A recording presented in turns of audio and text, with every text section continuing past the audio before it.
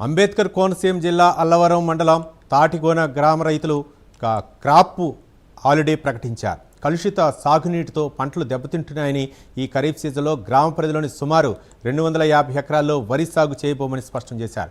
ఆక్కా చెరువుల నుంచి వచ్చే వ్యర్థాలు, డ్రైనేజీ నీరు పంట కాలువల్లో కలుస్తుండటంతో భూముల సారవంతా తగ్గిపోతోందని రైతులు ఆవేదన వ్యక్తం చేస్తున్నారు. సమస్యపై జిల్లా కలెక్టర్కు వినతిపత్రం అందించిన రైతులు శాశ్వత పరిష్కారం లభించే వరకు క్రాప్ హాలిడే కొనసాగిస్తామని తెలిపారు. రైతుల ఆందోళన నేపథ్యంలో ఆర్డీఓ సరళావతి తాడికోన గ్రామ చేరుకొని రైతులతో చర్చించారు.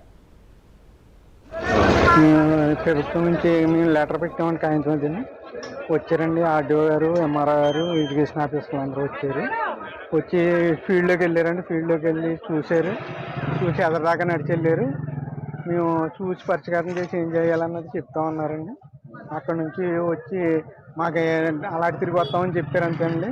మేము ఇలా డ్రైన్ కొట్టి వెళ్తున్నాం. వీళ్ళు వచ్చేసి కాల్ వేసి అల్లవరం మండలం తాడికోన విలేజ్ గ్రామంలో మేము మా team AE, DE, irrigation, agriculture, revenue అందరు యంత్రాంగం అంతా ఇక్కడికి వచ్చాము. ఇష్యూ ఏంటంటే డ్రైన్ అనేది పూడిక తీయలేకపోవటం వల్ల అక్కడ కింద దిగు ఉన్న ప్రజలకి, రైతులకి వాటర్ సఫిషియెంట్గా వెళ్ళకపోవటం వల్ల ఊరంతా కూడా 3 విలేజ్లు కూడా కలిపి మేము క్రాప్ హాలిడే అని ప్రకటించగానే అధికారులకి సమాచారం అందుకని మా దగ్గర వెరిఫికేషన్ చేస్తాం, మేము ప్రాబ్లమ్స్ క్లియర్ చేస్తామని ఆర్డీఓ గారు, రెవెన్యూ గారు, ఫిషరీస్, ఇరిగేషన్ డిపార్ట్మెంట్ అంతా కూడా వచ్చారండి.